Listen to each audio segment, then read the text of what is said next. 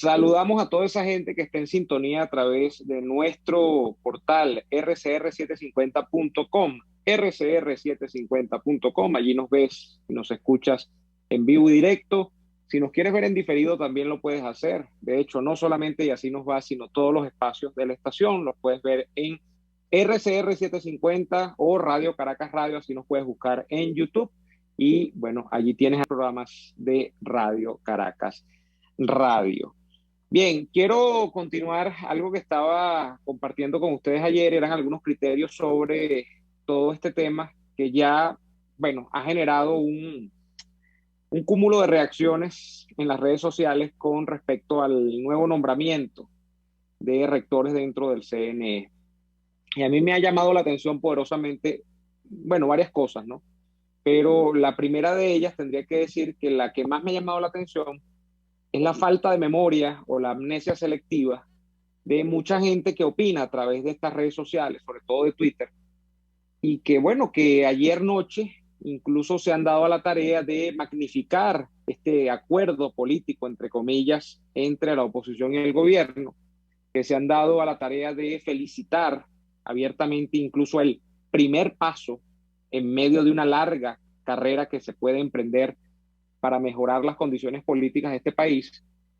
Y bueno, a fin de cuentas, de cifrar sobre la opinión pública escenarios que yo creo que ni existen, ni han existido, ni existirán, que son escenarios de perfecta concordia, de supuesta transición dentro del chavismo, de supuestas concesiones dentro de un chavismo que se vuelve sorprendentemente para todos cada vez más plural, cada vez más diverso, cada vez más tolerante con los opositores que, aunque lo critican, bueno, allí están los opositores, incluso les han dado dos rectores.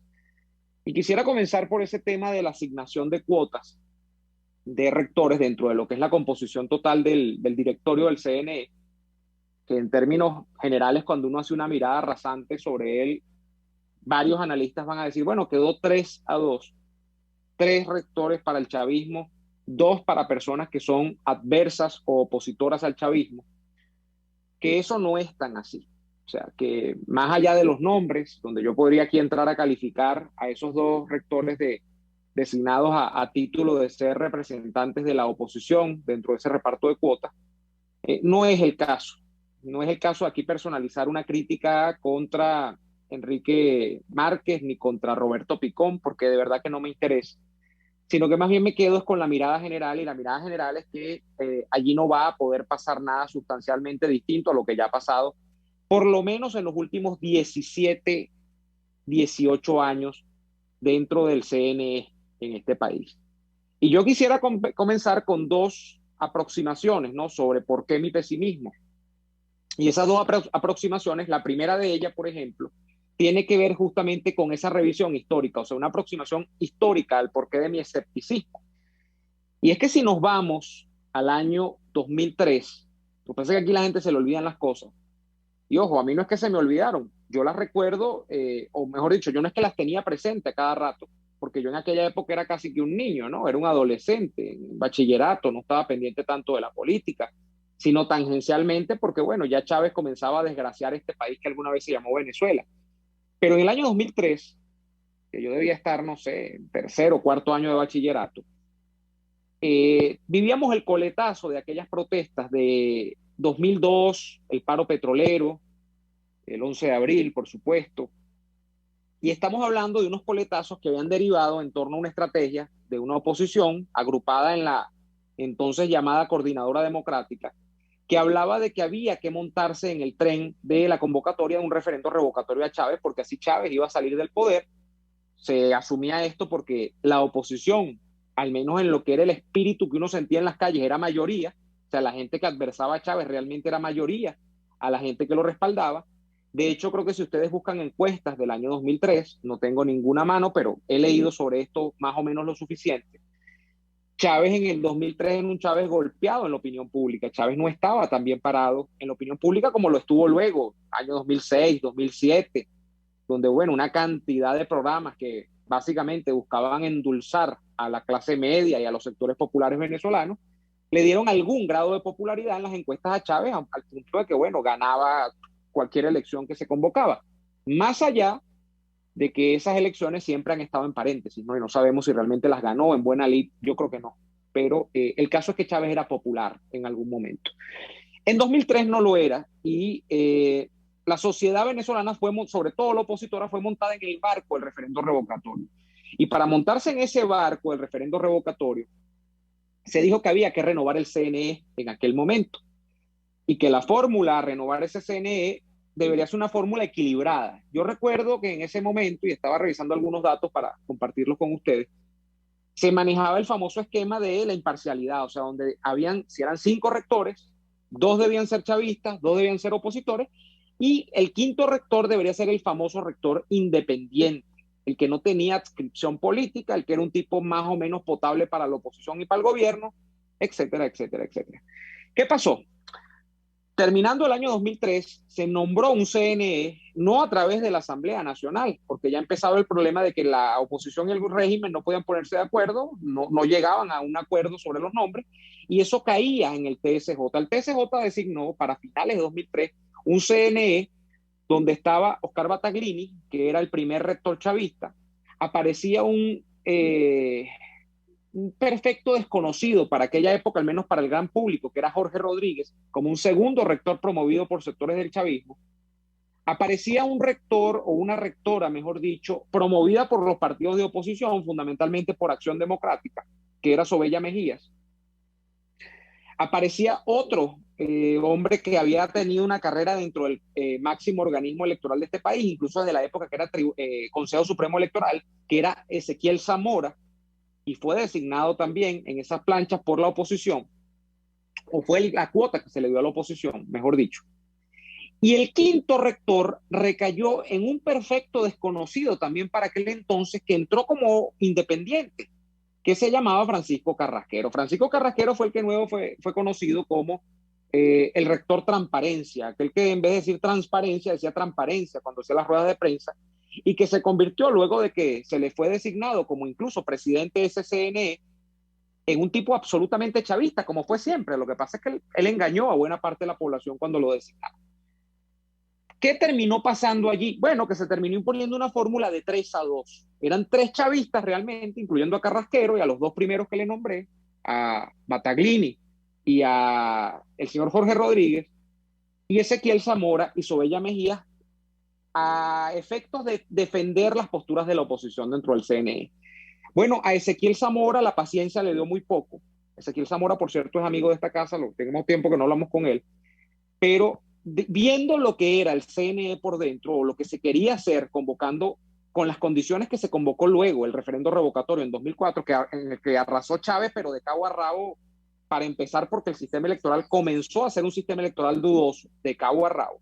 Ezequiel Zamora renunció antes de la realización de aquel referendo y dijo que él no podía prestarse para eso.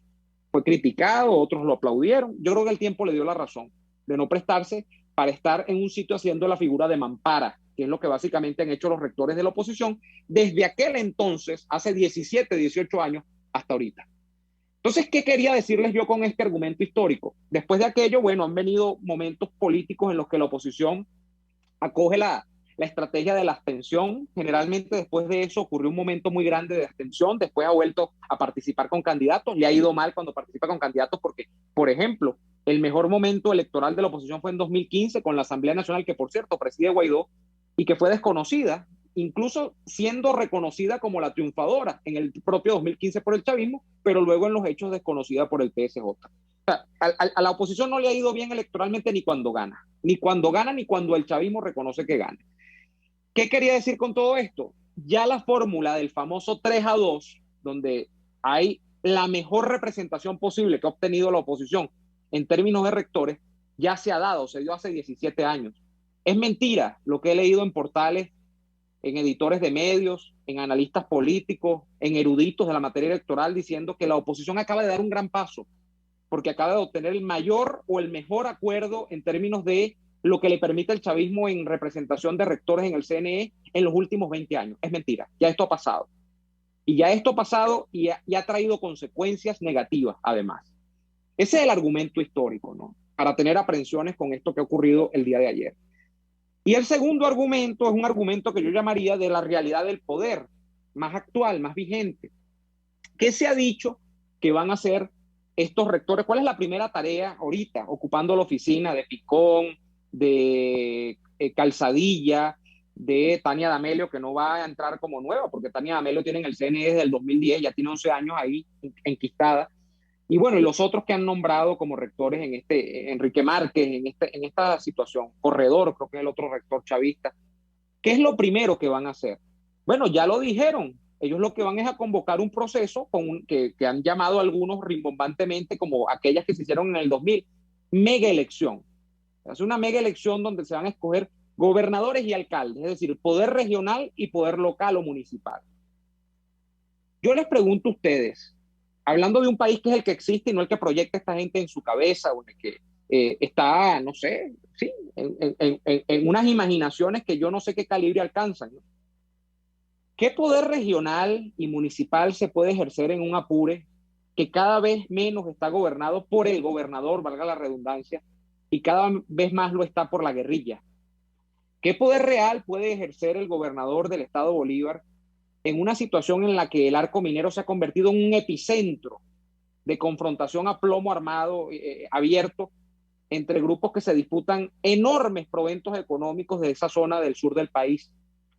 ¿Qué poder regional puede ejercer el gobernador del estado Aragua en un estado que prácticamente está al borde de la secesión entre una parte del estado que va a ser terminando o que va a terminar prácticamente entregándosele al famoso tren de Aragua, o que pudo terminar en eso hace nada, y la otra que no sé, es la que le van a dejar a un gobernador allí a que haga el papel de títere o no sé qué?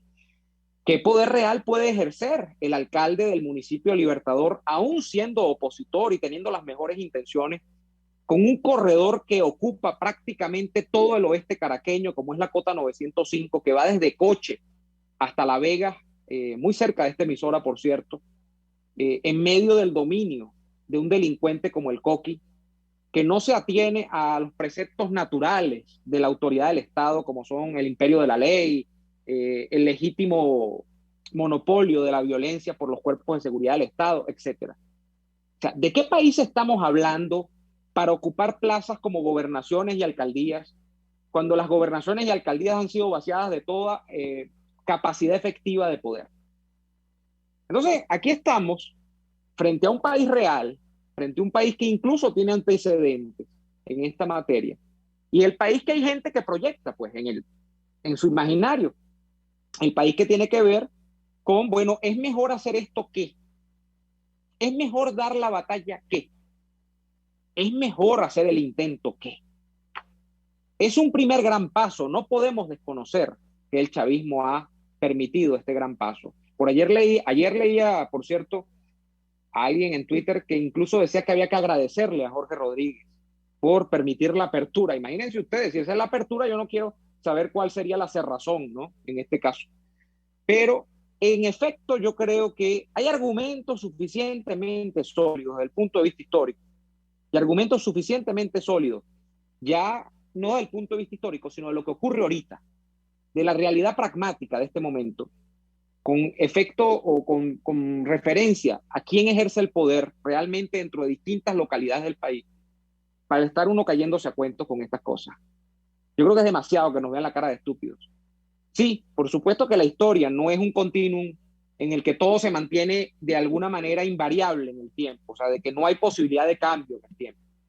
Pero caramba, yo creo que si sacamos la regla de tres y establecemos un pronóstico con base a probabilidades por lo que es el devenir del chavismo, lo que ha sido y lo que está ocurriendo en este momento, en términos del poder real, yo creo que no hay espacio para engañarse. Yo creo que engañarse es además engañar de manera miserable al pueblo venezolano, en el que me meto, porque estoy dentro de Venezuela todavía, y vivo y padezco todas estas cosas. Entonces no nos vean la cara de idiotas, no nos vean la cara de idiotas, porque yo creo que es una grosería absoluta de cabo a rabo. Vamos a ir a la pausa comercial y si Dios y la providencia nos acompañan, a la vuelta tenemos una invitada muy especial. No les voy a decir quién es para que se queden allí. Ya venimos con más. Usted escucha Y Así Nos Va con Daniel Lara y Neomar Hernández, solo por RCR 750 AM. Puedes seguirnos en nuestras redes sociales. En Twitter, @RCR750, la radio que se ve. A tuplata.com.be, la cuarentena no los detiene. Siguen haciendo envíos desde los Estados Unidos a Venezuela, sin complicaciones. Además de eso, buscan tu carga en Tampa, Orlando y Miami sin ningún costo adicional. Sí, tienes que moverte. Van hasta la puerta de tu casa y se encargan de todo. Tuplata.com.be, con promoción de servicio de pick-up gratis. Hasta en la cuarentena, tuplata.com.be. En los envíos te da la tarifa más baja y en el menor tiempo. Y ahora quiero hablarte de Comercializadora Prada. Y ya de solo nombrarlo se me hace agua la boca, porque Comercializadora Prada son los más frescos quesos y embutidos que te llevan a tu casa. Todos los quesos, todos los embutidos. Y como cuentan con proveedores exclusivos, te resulta mucho más económico. Llámalos ya, 0424-134-6035, en Instagram wprada.ve. Comercializadora Prada, todo en quesos y embutidos con la mejor relación precio-sabor. Dosis Alternativa es tu espacio para conocer de cerca todos aquellos temas relacionados con la salud, educación, la familia, entre otros. La ansiedad es una respuesta fisiológica, eso tú no lo puedes evitar. La ansiedad se presenta cuando hay una situación que tú no sabes cómo manejar. El problema es cuando tú permites que esa ansiedad sobrepase los niveles que tú puedas manejar. Dosis Alternativa nos permite tener las respuestas con los especialistas y aquellas interrogantes que nos hacemos en nuestra vida cotidiana. El estrés es una reacción fisiológica natural que se genera como respuesta ante un evento que es percibido, y quiero recalcarlo de percibido, como un evento amenazante que nos sobrepasa en nuestra capacidad de respuesta. Dosis Alternativa, una gama de posibilidades donde su bienestar físico y emocional toman significado. Con Marilia García, de lunes a viernes a las 9:30 de la mañana, solo por RCR 750, la radio que se ve. De costa a costa, cada semana, usted podrá ser parte del sentimiento varguense que inundará la señal de RCR, el Pitazo en Vargas. Acompaña a Luis López en el recorrido por la ruta de la actualidad informativa en el litoral. Comentarios, denuncias, reportes de tránsito y cómo están las playas. Información de primera mano de todo lo que ocurre en el estado Vargas. El Pitazo en Vargas, todos los domingos, a partir de las 8 de la mañana, por RCR 750 AM. Un espacio que analiza y debate la coyuntura política, económica y social de nuestro país. Acompañe cada mañana a la periodista María Alejandra Trujillo en Palabras más, palabras más, palabras menos. Palabras más, palabras menos. Informes, entrevistas, análisis y discusiones sobre los temas de actualidad. Es lo que más te puedo dar, es lo de siempre. Palabras más, palabras menos. De lunes a viernes, de 7 a 8 de la mañana, por RCR 750 AM. Palabras más, palabras más, palabras menos. RCR 750 AM. Porque lo bueno une.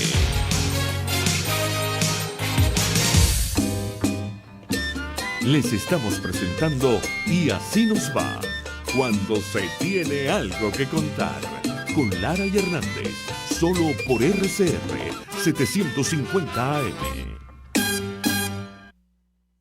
Yo recuerdo hace como, yo no sé cuánto, sería como unos 4 o 5, no más, hace como unos 6 años, que yo logro entrevistarme con una dama que publicaba unas columnas de opinión tremendas. En el Universal en aquella época, no era lo que es el Universal ahorita.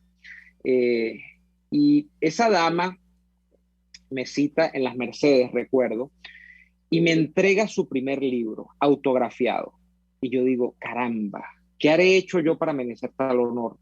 Me leo el libro, entablamos, yo creo desde aquel momento una amistad en la que nos intercambiábamos cosas, mandábamos cosas, opinábamos sobre temas, tal. Terminamos siendo amigos.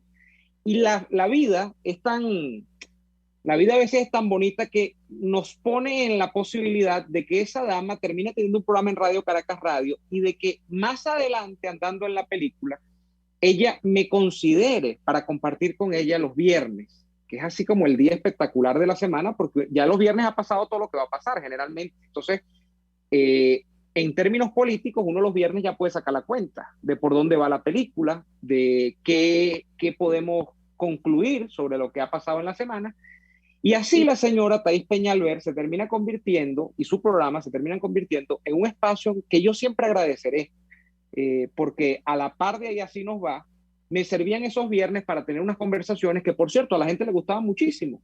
La gente disfrutaba muchísimo el análisis político del final de la semana con Thaís Peñalver y con este servidor.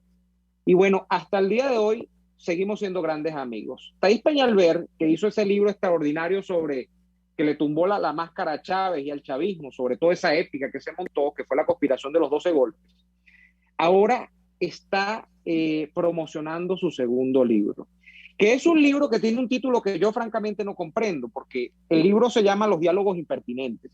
Y yo me pregunto, como una mujer que yo desde hace 5 años veo que es tan pertinente, difícilmente podría escribir un libro que hable de cosas impertinentes, pero ella dice que sí. Entonces yo quisiera darle la bienvenida a Thaís Peñalver y preguntarle en principio cómo es posible que ella haya escrito algo impertinente, si ella es tan pertinente siempre. Hola Neomar, un saludo a tu audiencia maravillosa de Radio Caracas Radio, mis cabilleros preferidos, amados y adorados. Bueno, mira, sí, porque llega la hora en la que decides callar. Cuando decides callar porque ya no hay nada que decir, y no solamente no hay nada que decir, sino que ya nadie quiere escuchar nada, porque hay un hartazgo, ya la gente está cansada, se crearon expectativas y no se cumplieron, se vendieron espejismos y no llegaron nunca, el país está mal, lo que tú digas, nada cabe. Y como no mentimos, como no buscamos seguidores, sino que buscamos ciudadanos, como lo que tratamos es de orientar y hacerle ver a las personas las cosas como son, aunque duelan, aunque molesten, pues entonces yo dije, mira, voy a decir cosas impertinentes, recreo una entrevista imaginaria, que es un género literario que utilizan mucho los ex agentes de inteligencia cuando se retiran. Ellos consideran que no todos los periodistas están tan empapados como ellos de sus vivencias de inteligencia de Estado, y no hay manera de escribir aquello sino haciendo algo imaginario. Bueno, yo hago más o menos eso, recojo conversaciones con mis amigos, donde tú estás incluido, porque allí están conversaciones sobre temas de Venezuela, básicamente, que he tenido a lo largo de todos estos 22 años y mis años de experiencia en el Congreso, aquellas vivencias políticas y muchísimo más. Son esas preguntas que tienes que hacerte, Neomar, cuando ya has perdido un país. Y las respuestas se las dejas, aun cuando es un libro coyuntural, porque allí hablo de lo que debería hacer la clase política hoy, el día de hoy, eso se los dejo por escrito, también un libro para el futuro, para que entiendan qué fue lo que pasó aquí. La única manera de explicarle a los venezolanos del futuro, los investigadores como tú y como yo, que quieren saber, pero bueno, ¿qué pasó en aquella época? ¿Cómo fue que ganaron una Asamblea Nacional con esa mayoría aplastante y no lograron absolutamente nada? O sea, ¿qué pasó? No tenían un plan, no tenían una estrategia. ¿Quiénes eran? ¿Quién dirigió aquello? La gente necesita saber eso en el futuro. O cómo es que llegan al 2019 con aquella segunda oportunidad y tampoco ocurre lo que todos los venezolanos deseaban. Bueno, las respuestas están allí, todas. Yo siento que es un momento muy sensible para los venezolanos. Vivir aquí es muy duro, muy difícil, tú y yo lo sabemos, muy delicado, muy doloroso, muy cuesta arriba, muy anormal todo, muy macondo, como lo llamo yo. Y bueno, decirlo todos los días o seguir en Twitter con aquella prédica, ya eso estaba rebotando. Entonces, en Diálogos Impertinentes está todo, Neomar, está absolutamente todo lo que deberían saber los venezolanos en esta coyuntura, porque yo veo esto como un cierre de un capítulo, no solamente para nosotros, sino también para el chavismo. El chavismo está cerrando su tuerca, última tuerca. Yo lo escribí un artículo en septiembre, donde dije, una parte de la oposición va a hacer una jugada política que va a dejar al resto de la oposición convertida en una disidencia. Estos personajes creen que van a sobrevivir en un modelo político donde solamente puede haber un partido político, pero bueno, ahí va. Hace horas ocurrió lo que sabemos. Yo lo advertí, así como advierto en ese artículo que eso va a pasar, así advierto muchas cosas en este libro. Pero ese advertir, Thais, y tú lo sabes muy bien, nos pasó varios viernes, ese advertir con absoluta manera descarnada, con absoluta sinceridad, porque al final de cuentas nos daba, no que nos daba igual, porque por algo estamos acá, ¿no? Y vivimos y padecemos esto, pero no estábamos persiguiendo ningún concurso de popularidad, ni lo estábamos ni lo estamos, ¿no? Eso te hace ser a veces el chivo expiatorio de lo que termina siendo la asignación de culpas de la sociedad respecto de cuáles son los problemas que se están produciendo. Y esa sociedad a veces no mira al liderazgo político, sino que mira a quienes comunican lo que hace el liderazgo político, a los que opinan sobre lo que pasa en la política venezolana. ¿Qué fue lo que determinó, Thais? Porque tú has de alguna manera asomado que tu libro es el cierre, como dices, de una especie de ciclo. ¿Qué fue lo que determinó que tú dijeses, hasta aquí me meto en el tema de estar analizando a la política y a los políticos? Hasta este momento pierdo tiempo, hasta este momento comunico cosas porque siento que ya no es justamente pertinente que yo esté diciendo cosas porque parece que eso cae en oídos sordos todo el tiempo. ¿Cuál fue el momento que dinamitó esa decisión, Thais? Bueno, aquí el doctor en política eres tú. Aquí el que sabe más de política académicamente hablando eres tú, no yo. Pero sabes, tanto como yo, que los tiempos en política son sagrados. Que no solamente son los tiempos, sino la estrategia. Que los errores en un momento tan delicado se pagan caro. Que el momento histórico que estábamos viviendo requería del tejido social conformado por todos los venezolanos. Y cuando comienzas a ver que aquello está reducido a un cogollo, igual al cogollo que trajo el chavismo hace 22 años, cogollo sordo, ciego y mudo, un cogollo que no ve al país como debería verlo, porque como siempre he dicho, no son políticos, son operadores políticos. Luego esto está conformado por un grupo de jóvenes que saltan de las aulas en el 2017, no tienen ningún tipo de trayectoria política y comienzan a asumir una responsabilidad inmensa, arropados por quienes fracasaron en la era democrática y no han logrado en todos estos años ser referentes políticos ni referentes de nada. Pues mira, iban pasando los días y tú y yo lo vivíamos. Tú viviste conmigo la euforia de haber tenido la oportunidad de un gobierno interino constitucional y a ti te consta lo que eso para mí significaba. Recobrar después de 2 años el pequeño hilo institucional que representaba aquel poder ejecutivo y el que era una gran responsabilidad. Había que conocer al enemigo, había que entender su estrategia, había que entender sus tiempos y había que actuar rápidamente. Cuando comienza aquella cantidad de errores, uno detrás del otro, ya tú y yo nos estábamos dando cuenta que ya no íbamos. Yo recuerdo que tú ya a los 100 días decías, esto no va para ninguna parte. Ya a los 100 días, porque es que era evidente que ya no iba para ninguna parte. Y bueno, yo también lo estaba viendo, pero bueno, yo seguía apostando. Bueno, mira, vamos a ver por aquí, por allá, lea, a ti te consta, porque todo lo que yo decía, lo decía públicamente y lo escribía. Aquí no, yo no, mi lealtad es con Venezuela. Yo digo lo que yo considero de acuerdo a mi experiencia, mis análisis, lo que yo crea que se debe hacer, pero lo digo públicamente en artículos. O sea, no hay secreto. Ahí permíteme atajarte, tú trataste de colaborar directamente con, digamos, el experimento del gobierno interino para hacer que funcionara cuando viste que las cosas no iban bien, trataste de involucrarte directamente. Es que nunca tuve que involucrarme directamente porque tú me conoces muy bien y sabes que no necesito involucrarme yo me sentía como una entrevista, como una sumada. Uh-huh. Hey, deberían hacer esto, hey, deberían actuar aquí, hey, deberían, y lo planteaba en los programas de radio, lo planteaba por escrito, lo presentaba por escrito, o lo escribía en artículos de opinión, tanto para el Nuevo Herald como para el Independiente de España, a ver si llegaba de alguna manera. Tú comienzas, sin que te digan que no, tú comienzas a ver, bueno, que hay otro estilo, por llamarlo de alguna manera, hay otro estilo. Mira, yo hubiese llegado llamando a las Fuerzas Vivas de Venezuela, construyendo un tejido social con las academias, porque necesitabas aquello para ganar reputación, confianza y diseñar una estrategia no para tumbar esto, porque tú y yo sabemos que esto no se tumba así. Tú y yo sabemos, porque hemos estudiado los modelos, sabemos cómo esto termina.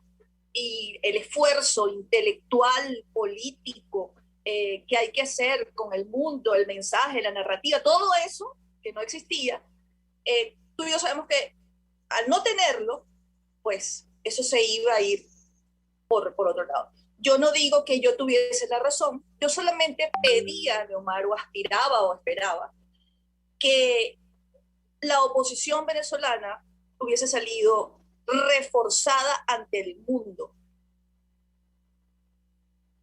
Claro. A ver, creo que perdimos a Thaís, no sé si estamos al aire todavía. A ver, Thaís, se te había congelado un momentico la imagen, pero mira, sobre eso, bueno, el internet en Venezuela, que sabemos los estragos que hace. Mira, quiero continuar conversando contigo, vamos a hacer la pausa comercial y luego del corte seguimos con lo que pudo ser y no fue, no sabemos si será. Hay gente que dice que sí, porque lo de ayer, Thaís Peñalver, a mí me ha sacado de mi ensueño de que aquí todo el mundo tenía las cosas claras y bueno, estoy viendo que hay gente que no la tiene tan clara, que hay gente que todavía, como decía el dicho popular, parece que se van a volver creyones, porque mira, aquí hay gente que creo que no vivió el año 2003, que no vivió el año 2010, que no vivió el año de la elección 2006 de Chávez, que no ha vivido toda la época de la salida en 2014, 2017, y que están creyendo que el CNE ahora sí va a enmendar la plana y que el chavismo va a ser inclusivo y que vamos a un chavismo distinto. Vamos a ir al corte comercial y venimos con más de Thaís Peñalver acá y así nos va. Después de mucho, nos tenía abandonado y nosotros la teníamos abandonada a Thaís Peñalver. Ya venimos con más. RCR les está presentando a Lara y Hernández en Y Así Nos Va por su 750 AM. Puedes seguirnos en nuestras redes sociales. En Twitter, @RCR750, la radio que se ve. Antojos de pizza, pasta o risotto durante la cuarentena, lo resolvemos. En Il Sapore de la Nonna tienen delivery a varias zonas de Caracas. Así es, Il Sapore de la Nonna te lleva lo mejor de la comida italiana hasta la puerta de tu casa. Haz tu pedido por el 0212-634-0982 o por el 412-569-9404 y disfruta de todo su sabor. Il Sapore de la Nonna, en cuarentena sigue siendo el sabor de Italia en Caracas. Una ventana para las propuestas y denuncias de las comunidades populares de Venezuela. Evelyn Martínez y la Red de Ciudadanos llegan debatiendo problemas y promoviendo soluciones. Es el Radar de los Barrios. Por la autonomía de los movimientos sociales que no pueden ser complementos de partidos o gobiernos. El Radar de los Barrios, de lunes a viernes, a partir de las 10 de la mañana. Por RCR 750 AM. El doctor José Eduardo Troconis y sus especialistas invitados le ayudarán a obtener cada semana el secreto para mejorar su calidad de vida en RCR Salud. Usted podrá comprobar la veracidad de las tradicionales técnicas y últimas tendencias que se divulgan acerca de la salud y la medicina en nuestra sociedad. Hay mucho más dedicación y hay mucho más experiencia. Tenemos las herramientas. RCR Salud, todos los domingos, a partir de las 10 de la mañana, por RCR 750 AM. Voz de América. Información precisa, completa, veraz, objetiva e independiente. Directo a tu pantalla. De lunes a viernes a las 2 de la tarde por RCR 750. Moisés Naim en Efecto Naim. Hola, soy Moisés Naim desde Washington. Conéctese a rcr.tv. También nos puede seguir por @Efecto Naim en Twitter. Y estamos en Facebook y en Instagram. Y no olvide que puede disfrutar todos los contenidos del programa cuando usted quiera, suscribiéndose a nuestro canal de YouTube. Nos vemos en la radio. Los miércoles y viernes a las 7 de la noche. Solo por RCR 750 AM. RCR 750 AM. Porque lo bueno une.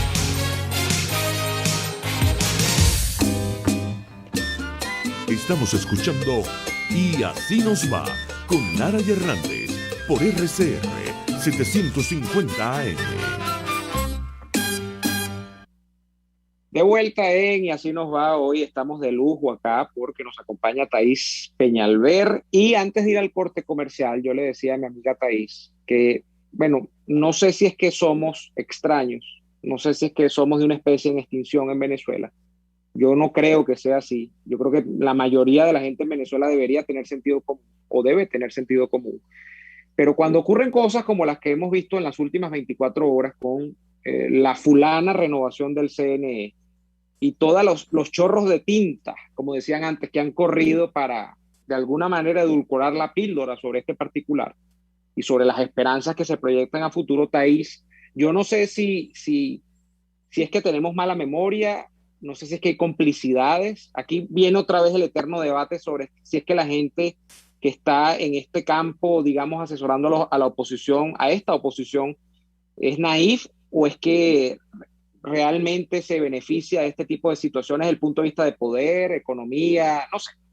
Pero el caso es que quisiera preguntarte cómo te sientes ante lo que yo personalmente percibo como la repetición ad infinitum de lo mismo todo el tiempo, para quedarnos en el mismo sitio. Y ese mismo sitio es que el chavismo nunca se va del poder, ni tiene posibilidad de irse del poder mientras se siga actuando de esta manera. Thaís. Por supuesto, te repito, te reitero, y te invito a volver a leer ese artículo del 26 de septiembre del 2020, donde yo lo predije claramente. Ya no había nada que hacer. Estos grupos buscan sobrevivir en un modelo donde ellos no pueden vivir, donde sus compañeros han sido inhabilitados, donde hay presos políticos, donde hay un plan que tú y yo conocemos y que se ejecuta al pie de la letra y que ellos coadyuvan a que ese plan llegue a su fin. Estos personajes no saben, porque es que aquí hay que hacer muchas preguntas, Neomar, no saben que en el 2015, cuando el chavismo pierde la Asamblea Nacional, deciden no volver a medirse.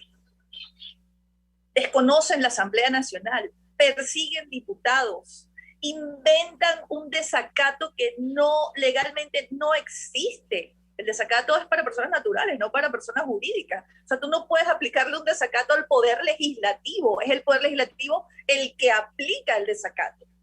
Cuando se rompe el hilo constitucional y decretan aquel acuerdo de Cámara, aquel 23 de octubre del 2016, cuando te desconocen completamente, cuando tú sabes que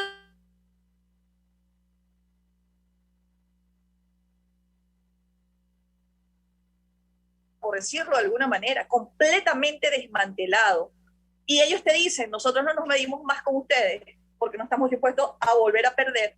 Entonces tú vas a aquello engañado, tú vas a aquello que porque eres un creyón prismacolor y entonces estás creyendo, tú vas a aquello porque tú eres un demócrata irreductible y tú crees en la democracia, la justicia, los valores, los principios, la separación de poderes, todo aquello.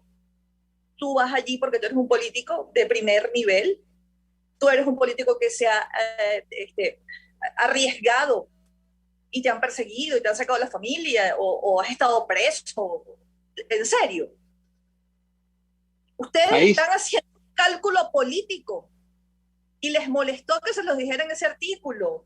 Sí, es un cálculo político por las razones que solamente ellos saben, pero no son políticas, porque es imposible que puedan sobrevivir en este modelo. Este es un modelo de un partido único. Ellos no tienen vida allí, ellos serán utilizados. ¿Tú te acuerdas cómo Chávez los utilizaba los metía como en un trapiche? Los utilizaba y los iba sacando. Los iba sacando. De ahí no salía ni jugo de caña, ni guarapo. No. Ahí salía un bagazo seco que él despachaba. Oscurito, o sea, sí, ese bagazo era terrible, inutilizable. Mira, Thaís, con la sinceridad que nos caracteriza a ambos, yo te quiero preguntar, después de 2 años del experimento, digamos, que entusiasmó al país del gobierno interino, después de 2 años de la amenaza inminente que nunca llegó, en la que algunos, al menos al principio, creímos esa amenaza desde el punto de vista exterior, que iba a presionar desde afuera hacia adentro para que el chavismo depusiese actitudes e incluso entregase el gobierno. ¿Podríamos decir al día de hoy que Maduro está más fuerte, está menos fuerte, también entendiendo que hay unas sanciones que yo creo que se han operado hasta cierto nivel, aunque no en la completitud que esperaba la comunidad internacional, ni mucho menos los venezolanos, ¿no? ¿Cómo está Maduro ahorita? ¿Está mejor o peor que hace 2 años cuando comenzó el gobierno interino? Mira, Maduro no puede comprar, no puede vender, no puede negociar, no puede viajar, no puede mandar a sus ministros, sus embajadores sobreviven porque le conviene a esos países también tener sus embajadas aquí. Eso por ahí sobrevive. Maduro está...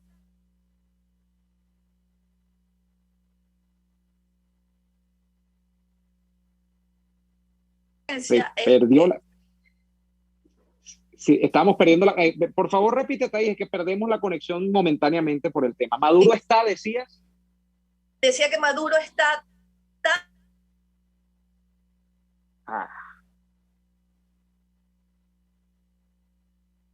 Caramba. Bueno. ¿Se cortó? Se volvió a cortar, Thaís. Vamos a ir a la pausa comercial y me responde eso a la vuelta del corte. Que, mira cómo, es que uno cree que la cosa me lo escribe. No, vamos a ir al corte comercial y venimos con más de Thaís Peñalver y ver qué pasa, cómo está Maduro. Bueno, aunque ya más o menos la respuesta la has asomado, no es que la tienes todas consigo, no es que está tan fácil la cosa para Maduro. Pero vamos a la pausa y en la parte final seguimos con Thaís Peñalver. Ya venimos con más de Así Nos Va. Escuchamos Y Así Nos Va con Lara y Hernández, porque la realidad no se tapa con un dedo, solo por RCR 750 AM. Sintonícenos a través de Periscope, @RCR750, la radio que se ve. Luego de un buen almuerzo, lo mejor es comerse un postre. Prueba las deliciosas tortas que te ofrecen en Il Sapore de la Nonna. La de la casa, cargada de ese sabor a chocolate oscuro que tanto te gusta. El cremoso 3 leches o la torta de zanahorias. Y pregunta por el delicioso café de Il Sapore de la Nonna. Si dices que vas de nuestra parte, te regalan un café. Visítalos en la avenida Victoria, diagonal a la bomba de gasolina Guayana. Il Sapore de la Nonna, el sabor de Italia en Caracas. Atuplata.com.be, la cuarentena no los detiene. Siguen haciendo envíos desde los Estados Unidos a Venezuela sin complicaciones. Además de eso, buscan tu carga en Tampa, Orlando y Miami sin ningún costo adicional. Sí, no tienes que moverte. Van hasta la puerta de tu casa y se encargan de todo. Tuplata.com.be, con promoción de servicio de pick-up gratis. Hasta en la cuarentena, tuplata.com.be. En los envíos te da la tarifa más baja y en el menor tiempo. Les estamos presentando Y Así Nos Va, cuando se tiene algo que contar, con Lara y Hernández, solo por RCR 750 AM. Bien, estamos de vuelta Y Así Nos Va hoy con Thaís Peñalver, quien nos decía antes del corte, por lo que pudimos entender en medio de la cortada comunicación que hay en Venezuela con el Internet, que Maduro no la tiene fácil. Pero ¿cómo está Maduro entonces, Thaís? Si no la tiene fácil, ¿por qué no ha salido del poder? Porque creo que la cosa es más compleja que eso, ¿no? Que no tenerla fácil. Es que salir de un régimen que ya yo no diría ni siquiera político, como el que hay en Venezuela, sino extrapolítico, porque está en otras áreas de competencia, como las que ya todos conocemos, no es tan fácil como simplemente aplicar un paquete de sanciones al régimen, ¿no? O sea, la cosa se necesita un poco más, se necesita un esfuerzo extra, ¿no? Parece, Thais. Sí, aquí nadie gobierna, ni Omar tampoco puede gobernar. ¿Qué gobierna? Pero es que no puede gobernar él, tampoco podría gobernar otro. El nivel de desmantelamiento de Venezuela es así de rudo. Yo digo que sería el momento idóneo para que las dos partes se sentaran a conversar y a decidir, bueno, y le pregunte una, ¿ustedes están decididos a pasar a la historia como los destructores definitivos de Venezuela? ¿O vamos a llegar hasta aquí los dos grupos y vamos a tomar una decisión? Sin ese invento de elecciones, sin ese invento de una negociación. Ante las sanciones, mira, yo siento que está bien. Creo más bien que los afectados somos los venezolanos con esas sanciones. Pero a ellos se las pusieron muy fácil. Porque ¿crees realmente eso, Thais? Que las sanciones nos han dificultado la vida al promedio de los venezolanos. Muchísimo, muchísimo. Intenta viajar, intenta salir de aquí nada más. Intenta salir de aquí y dime en qué los afecta a ellos. Tú puedes estar en un lugar en Chacao y ves que llegan las avionetas a cada rato a la Carlota, de manera que eso a ellos no los afecta, nos afecta a nosotros. Muchas de las sanciones nos afectan a nosotros. Como venezolanos, nos ha interrumpido el precario nivel de vida. Ahora te decía, ¿puede Maduro gobernar? ¿Tiene Maduro un poder legislativo? No, tiene instrumentos para sobrevivir. Y un grupo que yo creo que a partir de este momento no puede ser llamado opositor, tiene un grupo que le hace un contrapeso, pero solamente eso. ¿Hasta dónde puede llegar? Al ver las cifras, al saber que millones de venezolanos no comen, al ver que millones de venezolanos no tienen un futuro, al ver que millones de venezolanos están tan mal, y solamente un grupo muy selecto es el que puede vivir, que ni siquiera bien vivir, sino vivir en sus burbujas, eso ya no es un país. Yo no veo a Maduro con una estrategia, veo a Maduro con un plan, a diferencia de la oposición a la que no le...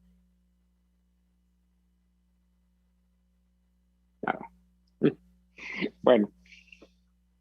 Porque esto no hay quien legitime. No, te volvimos a perder ese pedazo. No ves a la oposición con estrategia ni con plan. Claro, que es la única ventaja que tiene Maduro sobre ellos. Que hay que recordar que no es Maduro y el régimen que lo sostiene. O sea, son dos cosas. No es que tú tienes un dictador, un tirano, un autócrata allí. No. Como era Chávez, por ejemplo, que era el gran sol, el gran centro de gravedad de toda esta cosa, ¿no? Esto va mucho más allá. Venezuela está somalizada, o sea, está repartida en toletes. Esto es ingobernable, incluso para ellos. La situación de Venezuela no es tan simple como designar un CNE para unas elecciones regionales o municipales. Yo creo que quienes sigan viendo a Venezuela desde ese punto de vista están raspados como políticos, Neomar, y van a tener que dedicarse a otra cosa. Venezuela yo creo que llegó al llegadero. Estamos en el colapso total desde hace mucho tiempo. Creo que hay que ver las cosas desde otro punto de vista. Aquí no hay leyes, aquí no hay constitución, aquí no hay nada, absolutamente nada, aun cuando insistan estos grupos, por los motivos que sean, hacerle creer a los venezolanos que las cosas son normales. Que sí, que vi de verdad en la mañana un artículo en El País de América de España donde decía, finalmente la oposición y el régimen después de 18 años se ponen de acuerdo para conformar un CNE con las fuerzas vivas o con la sociedad civil. Y tú dices, pero bueno, ya va. Aquí la gente no tiene con qué comer. Aquí la gente no tiene cómo trabajar. Aquí la gente está muy mal. Aquí solamente están bien unos pero muy pocos que les conviene ser los dueños de un país. ¿Cómo es posible que un medio de comunicación diga eso? Eso no es cierto, porque además es mentira. Pero... Bueno, eso habla, Thais. Eso habla de la miopía y de la mala memoria o amnesia selectiva a la que yo aludí al principio del programa de mucha gente que habla de Venezuela, como si esto es algo inédito. Y no, ya esa fórmula 3-2, 2-2-1, como quiera que le ponga, como si esto fuese una formación de fútbol, lo que tú quieras, ya eso ha sido ensayado y estamos hablando de 18 años de historia en esta misma película. Pero bueno, allá quien se quiera engañar. Thais, quiero volver finalmente, porque ya el tiempo sí es inclemente, quiero volver al libro. Tu libro entiendo que lo has publicado en las plataformas digitales, fundamentalmente Amazon, donde la gente incluso puede obtener esa edición, entiendo, lo que llaman hardcover o edición física, pues, o sea, puedes tener la edición física, pero también se puede comprar en el formato Kindle, ¿no? Para leerlo en los lectores de libros electrónicos, ¿no? Así es. Está en tapa blanda, como lo llaman ellos, y está en la versión digital. Bueno, en este libro hay muchas respuestas, Neomar, a todo esto que hemos estado conversando tú y yo. Muchísimas respuestas. ¿Quién es quién en toda esta ecuación? Y hay preguntas, porque al final yo invito personajes que son de carne y hueso que me hagan preguntas, y las preguntas son fabulosas. ¿Cuándo se perdió Venezuela? ¿Qué le pasó a los venezolanos? ¿Fue Hugo Chávez? ¿Quiénes destruyeron a Venezuela? ¿Realmente esta era nuestra historia de Venezuela? Las preguntas nos ayudan con las respuestas que yo doy, que son bien impertinentes, pero mueven, porque sabes que he recibido muchísimos correos ya, el libro es denso, es muy largo, pero ya hay muchas personas que lo han leído y me han escrito y me dicen, es necesario, porque alguien tenía que ponernos los pies en la tierra a los venezolanos. Nosotros hemos perdido un país, Neomar.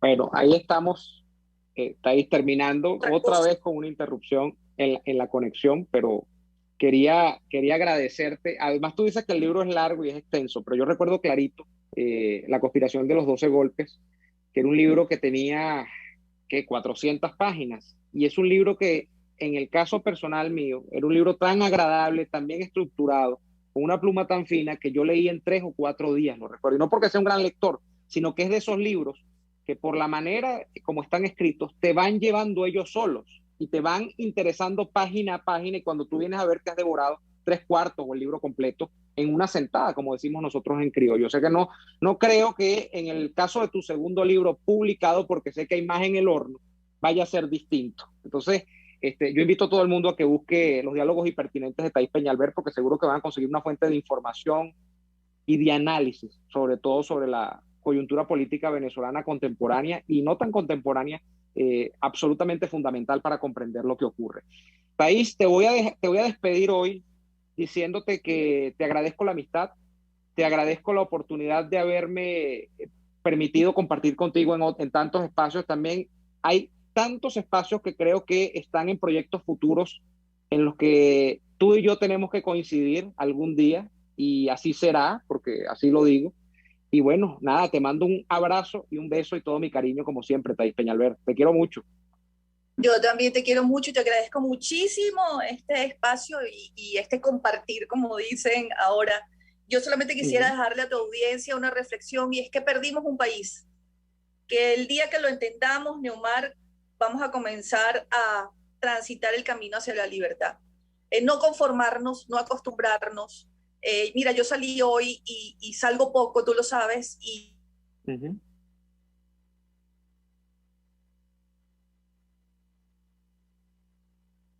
estamos afuera.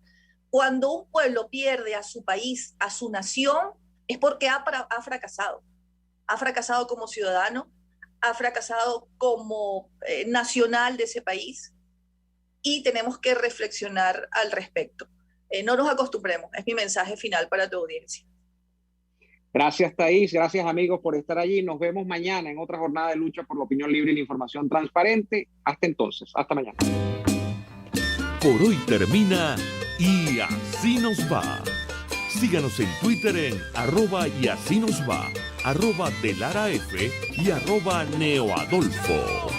RCR 750 AM. RCR presentó Y Así Nos Va, una producción nacional independiente de Neomar Hernández.